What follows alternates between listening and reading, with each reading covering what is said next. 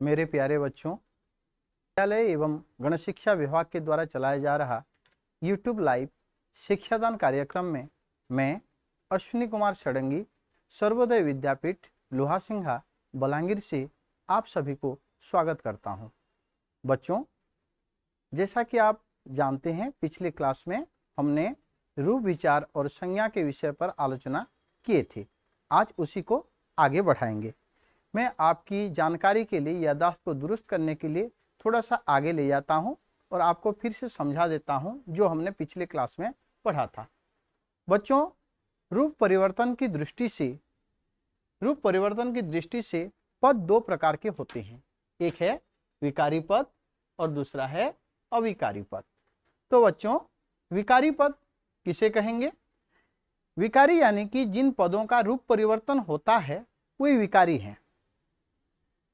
और इसके चार भेद हैं। इसके कितने भेद हैं? चार भेद हैं। हमने पिछले क्लास में पढ़ा था, आपको याद होगा। फिर से मैं आपको बता देता हूं। वो पहला होता है संज्ञा विशेष्य, दूसरा होता है सर्वनाम, तीसरा होता है विशेषण और चौथा है क्रिया। ये है विकारी शब्द। और अविकारी शब्द परिवर्तन नहीं होता, वो है अविकारी। और इसके भी चार भेद होते हैं। पहला है क्रिया विशेषण, दूसरा है संबंध बोधक, तीसरा है समुच्चय बोधक, चौथा है विस्मयादि बोधक। और इस अविकारी पदों को अव्यय भी कहा जाता है।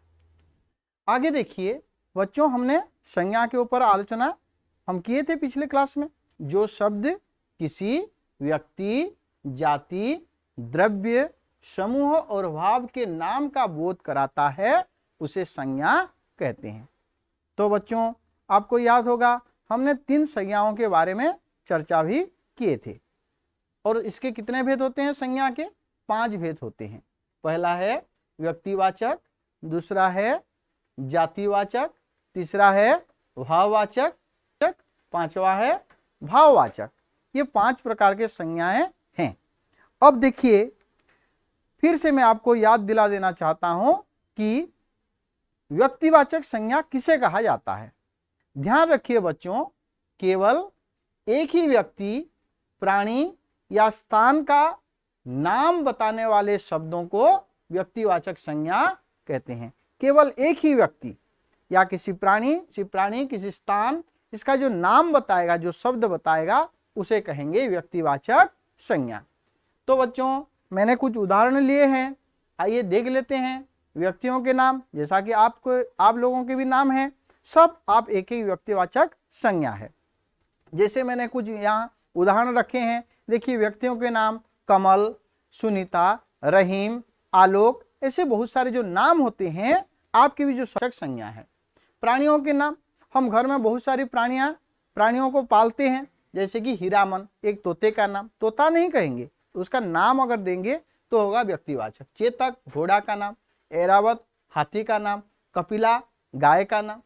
गांव, शहर या देश का नाम, जैसे कि रामपुर या फिर कटक या भारत या अमेरिका या जापान, या फिर मेरा शहर का नाम बलांगीर, या फिर आपका कोई शहर, तो होगा व्यक्तिवाचक संज्ञा। और देखिए, नदी, पहाड़, झील के नाम, जैसे हमारे उड़ीसा के प्रसिद्ध नदी महानदी, गंगा, हिमालय, गंधमार्दन पहाड़, चिलिका झील, ये सब नाम है, तो ये होगा व्यक्तिवाचक संज्ञा। आइए पुस्तकों के नाम, आपके भी जो पुस्तक हैं उसका भी नाम, जैसे कि हिंदी मंजरी, वो भी व्यक्तिवाचक संज्ञा। और गीता, कुरान, बाइबिल, मानस, ये सब पुस्तकों के नाम, ये भी व्यक्तिवाचक संज्ञाओं के अंतर्गत आएंगे। तो बच्चों, आगे बढ़ते हैं। देखिए, जातिवाचक संज्ञा किसे कहेंगे? जातिवाचक संज्ञा में प्राणी, पदार्थ, प्राकृतिक तत्व आदि का जो सर्वसामान्य या जातिगत जो नाम होता है उसको बताने वाले शब्दों को जातिवाचक संज्ञा कहते हैं। जो एक समग्र जाति का बोध कराता है तो हमने कुछ उदाहरण यहाँ पर लिया है। आइए देखते हैं उस उदाहरण को। जैसे कि मनुष्य जाति, मनुष्य जातियों में कौन कौन होते हैं? पुरुष, स्त्री, लड़का, लड़की, बच्चा, शिशु, ये सब मनुष्य जातियां हैं। अब मनुष्यतर प्राणी, इनमें पशु, पक्षी, घोड़ा, मछली, सांप, कौवा आदि बहुत सारे। अब तीसरे में देखिए वस्तु या प्राकृतिक तत्व, जैसे कि घर, कुर्सी, दरवाजा, बाजा, कलम, पहाड़, नदी और आप आसपास के जो भी चीजें देखते हैं वो सब आएंगे इसके अंतर्गत। पद, जैसे कि शिक्षक, डॉक्टर, नर्स, अध्यापक, इंजीनियर, मंत्री। यहाँ पर डॉक्टर का यहाँ एक ऐसे अर्धचंद्र लगेगा, आपने देखा होगा। तो ये सब होंगे आपके जातिवाचक संज्ञाओं में। आगे बढ़ते हैं बच्चों, देखिए द्रव्यवाचक संज्ञा। द्रव्य या पदार्थ का नाम बताने वाले शब्द को द्रव्यवाचक संज्ञा कहते हैं। द्रव्यवाचक संज्ञा है, इसे नापा या तोला जाता है। तो बच्चों द्रव्यवाचक जो होते हैं उसे हम नाप तोल कर सकते हैं। आइए उदाहरण देकर हम समझने की कोशिश करते हैं। जैसे धातु, धातु द्रव्यवाचक कौन कौन से धातु? सोना, पीतल, तांबा, चांदी, लोहा, स्टील और भी जितने धातु हैं सब होंगे द्रव्यवाचक संज्ञा। द्रव पदार्थ वस्तुएं हैं, तेल, दूध, पानी, शहद, घी और भी जितने भी द्रव पदार्थ होते हैं सब वस्तुवाचक संज्ञाओं के अंतर्गत आते हैं।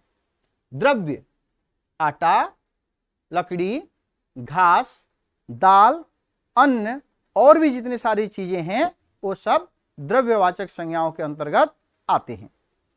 हमने इन तीनों को पिछले क्लास में भी हमने पढ़ा था, आज फिर से आप लोगों को बता दिया मैंने। तो आगे बढ़ते हैं, जो चौथा है समूहवाचक संज्ञा। बच्चों समूहवाचक संज्ञा किसे कहते हैं?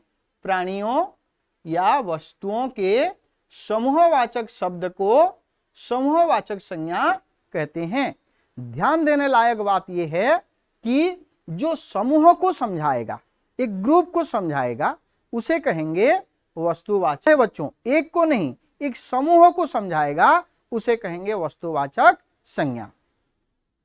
तो बच्चों आइए देखते हैं उसका उदाहरण। उसके जो उदाहरण होते हैं हम देखेंगे। प्राणियों का समूह यानी कि दल। दल कहने से आप क्या समझते हैं? एक व्यक्ति को लेकर कोई दल बनता है क्या? नहीं ना। जैसे कि फुटबॉल का एक दल होता है, टीम। फुटबॉल 11 खिलाड़ी होते हैं और रिजर्व में भी होते हैं, एक दल होता है। ठीक है। अब देखिए मंडली, जो कीर्तन मंडली हैं, हुड़दंग मचाने वाले, आप जो खेलने जाते हैं मंडली बनाकर, जो खेलने जाते हैं, क्या खेलने जाते हैं? फागुन के महीने में होली खेलने जाते हैं मंडली बनाकर। परिवार, बच्चों परिवार एक से नहीं बनता। परिवार माता पिता, बच्चे, दादा दादी, इन सबों को लेकर परिवार बनते, एक समूह है, इसीलिए ये समूहवाचक संज्ञा। सेना, सेना जो है एक से नहीं, बहुत सारे सैनिक उसमें होते हैं, उसे कहते हैं सेना। भीड़, भीड़ में भी बहुत सारे लोग होते हैं। अब कक्षा, आप लोगों की जो कक्षाएं हैं वो एक से बनता है क्या? नहीं, आप बहुत सारे बच्चे होते हैं उसमें, ये है कक्षा। तो वस्तुओं का समूह, वो प्राणियों का समूह हुआ। और वस्तुओं का समूह, गुच्छा। गुच्छा कहने से कोई चीज अगर हम बहुत सारे रखेंगे तो उसे कहेंगे गुच्छा। झुंड, पशुओं का जो झुंड होता है, बहुत सारे उसमें पशु होते हैं, हाथियों का झुंड। ठीक है। अब श्रृंखला, श्रृंखला, श्रृंखला कहने से बहुत सारे, एक नहीं। अब ढेर, वहां कूड़ों का ढेर लगा हुआ है, यानी कि बहुत सारा कूड़े भरे हुए हैं, वो होगा समूहवाचक। पुंज, ताराओं के पुंज, तारा एक नहीं, पुंज बहुत सारे जो एकत्रित होंगे। टोली, टोली बच्चों की टोली, आप जब एक साथ जाएंगे बहुत सारे बच्चे तो उसे कहेंगे टोली। तो ये होगा आपका वस्तुओं का समूह और यह है प्राणियों का समूह। तो इन दोनों को हम लेंगे समूहवाचक संज्ञाओं के अंतर्गत। तो बच्चों आइए आगे बढ़ते हैं। भाववाचक संज्ञा। भाववाचक संज्ञा किसे कहेंगे बच्चों? देखिए, धर्म, गुण, अवस्था, क्रिया व्यापार और क्रियार्थक संज्ञा का नाम बताने वाले संज्ञा कहते हैं। तो धर्म बताएगा, गुण बताएगा, अवस्था, क्रिया व्यापार और क्रियार्थक संज्ञा, क्रियाओं से जो बनेंगे उनके जो नाम बताने वाले जो शब्द होंगे उसको कहेंगे भाववाचक संज्ञा। तो बच्चों आइए इस भाववाचक संज्ञा के कुछ उदाहरण हम देखेंगे और समझने की कोशिश करेंगे।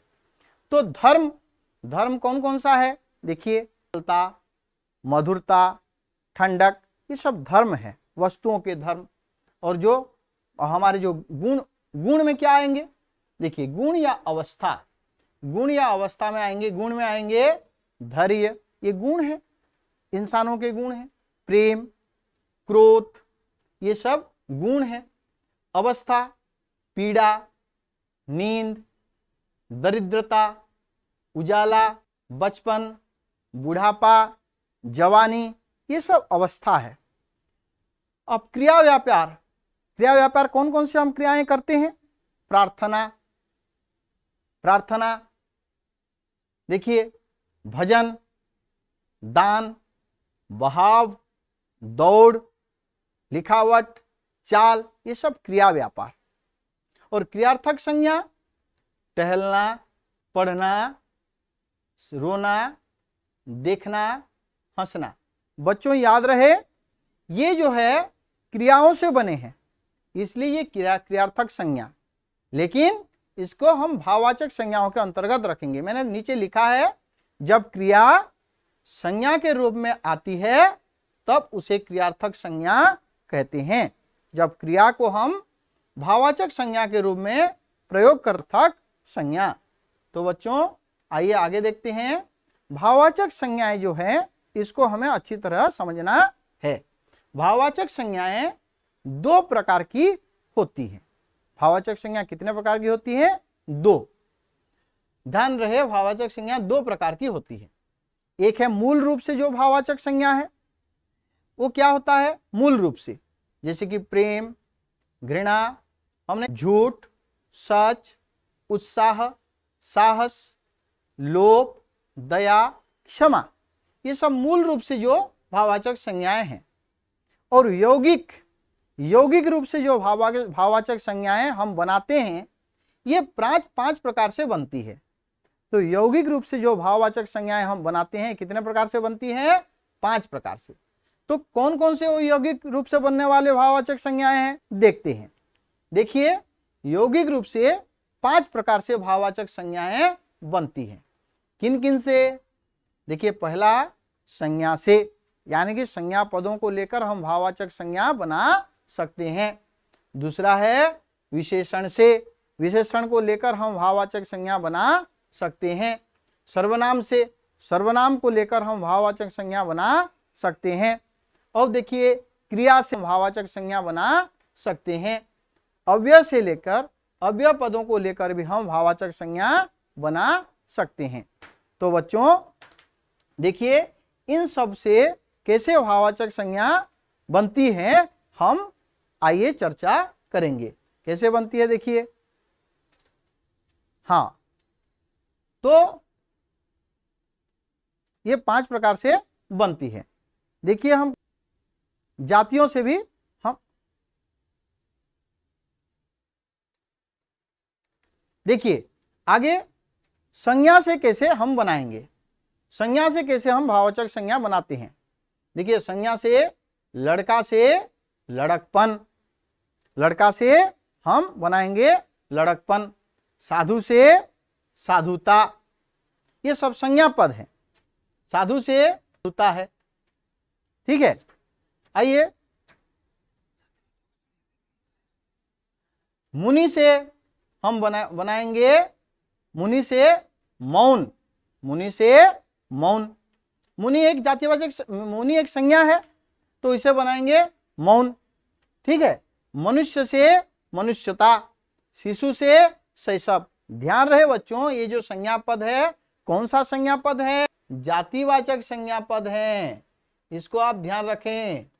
ये जातिवाचक संज्ञा पद, इनसे बने हैं भाववाचक संज्ञा। ध्यान रहे, लड़का जातिवाचक, साधु जातिवाचक, मुनि जातिवाचक, मनुष्य जातिवाचक, शिशु जातिवाचक। तो जातिवाचक संज्ञा पदों से भाववाचक संज्ञा पद हमने यहां बनाया है। आगे बढ़ते हैं। विशेषण से, खट्टा से बनते हैं खटास। खट्टा कौन सा शब्द है? विशेषण शब्द। भाववाचक शब्द है खटास। सुंदर, सुंदर से हमने बनाया सौंदर्य या सुंदरता। ठीक है, बहुत सुंदर फूल, सुंदर फूल। ये आम खट्टा है, खट्टा आम। खट्टा विशेषण है, विशेषण से हमने बनाया भाववाचक संज्ञा। अच्छा, अच्छा लड़का। अच्छा से हमने विशेष भाववाचक संज्ञा बनाया अच्छाई। गरीब से बनाया गरीबी। काला विशेषण शब्द, काला सांड, काला भैंस। काला से हमने बनाया कालापन। ये विशेषण वो है भाववाचक संज्ञा। अब देखिए चतुर, चतुर से बनाया चतुराई, चतुरता। वीर से वीरत्व, मीठा से मिठास, भला से भलाई। ये सब हमने विशेषण पदों से भाववाचक, ध्यान रहे विशेषण से भाववाचक संज्ञा। अब ये दूसरा प्रकार हो गया। अब देखिए आगे बढ़ते हैं तीसरा प्रकार। सर्वनाम से हमने कैसे भाववाचक संज्ञाओं को यहां पर बनाया है। कैसे? मम से ममता या ममत्व। तो मम है सर्वनाम और भाववाचक संज्ञा है ममता या ममत्व। अहम से अहंकार, अपना से अपना। आगे देखते हैं हमने क्रिया से, क्रिया से कैसे भाववाचक संज्ञाएं बनती हैं उसको हम यहां पर देखेंगे। मारना क्रिया है, मारना से बना है भाववाचक संज्ञा, मारना क्रिया, तो उसके भाववाचक रूप है मार। पढ़ना क्रिया, उसका भाववाचक रूप है पढ़ाई। काटना क्रिया, भाववाचक रूप कटाई। लिखना क्रिया, भाववाचक रूप लिखावट। चिल्लाना क्रिया, भाववाचक रूप चिल्लाहट। बचाना क्रिया, भाववाचक रूप बचाव। क्रि, इसका भाववाचक रूप है कार्य। देखिए यहां पर मैं आपको एक चीज बता देना चाहता हूं बच्चों। आगे बढ़ते हैं। देखिए अव्यय पद से कैसे बनते हैं भाववाचक संज्ञा। दूर, दूर से जो भाववाचक संज्ञा बने हैं वो है दूरी। दूर से भाववाचक संज्ञा से हम बनाए हैं दूरी। निकट से निकटता, निकट है अव्यय पद और उससे जो बने हैं भाववाचक संज्ञा वो है निकटता।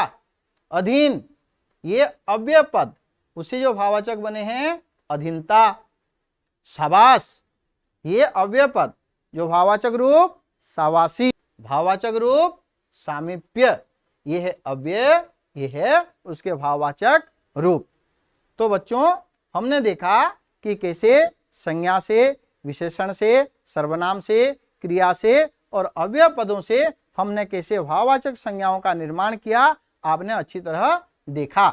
तो बच्चों आज हमने जो जो पढ़ा आप अच्छी तरह समझ गए होंगे। यानी कि हमने जो विकारी शब्द हैं और अविकारी शब्दों के रूप अंतर्गत विभाजन देखे और फिर संज्ञा के विषय में हमने चर्चा की। तो बच्चों मैंने यहाँ पर कुछ लिया है, आपके लिए कुछ प्रश्न लिए हैं। अब आप देखिए इन प्रश्नों को और समझने की कोशिश कीजिए और इसका उत्तर भी आप देंगे।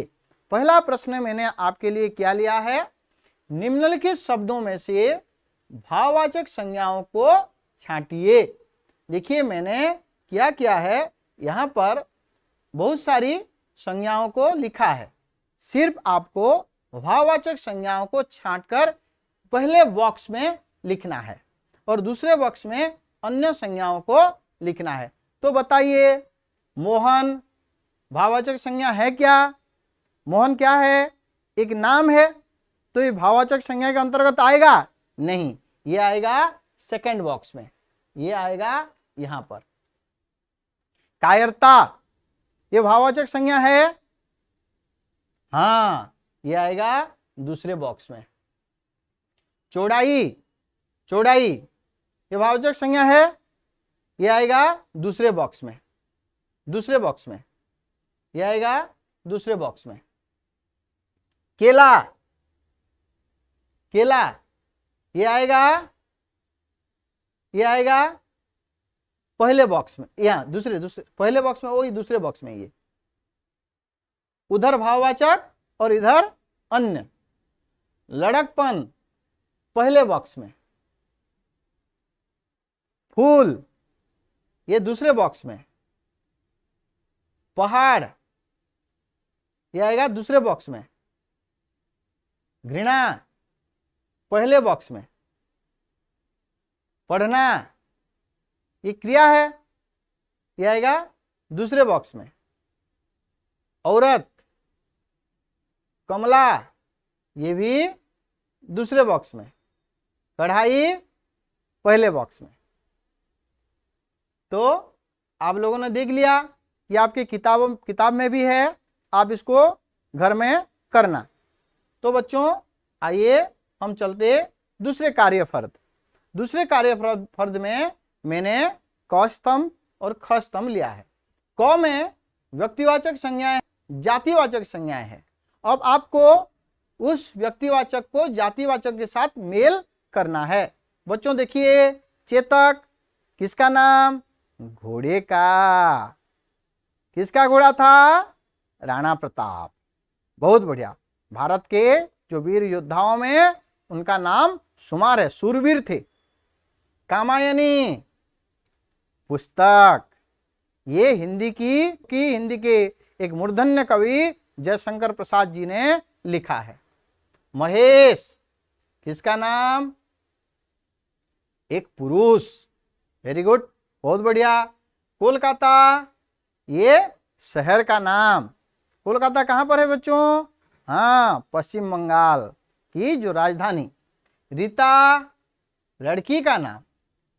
ऋषिकुल्या नदी का नाम। हरिश्चंद्र राजा का नाम।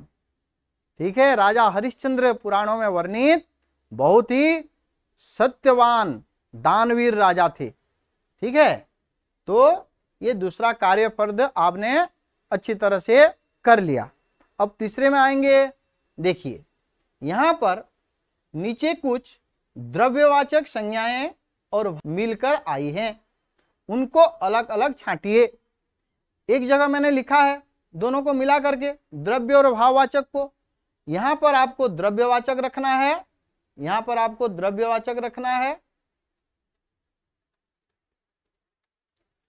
और यहां पर आपको भाववाचक रखना है। यहां पर आपको भाववाचक संज्ञाओं को छांट करके रखना है। चलिए क्या होगा? हाँ, द्रव्य होगा। बहुत बढ़िया। आनंद भाव, बहुत अच्छे। तेल द्रव्य। मधुरता भाव। पानी द्रव्य। धैर्य भाव।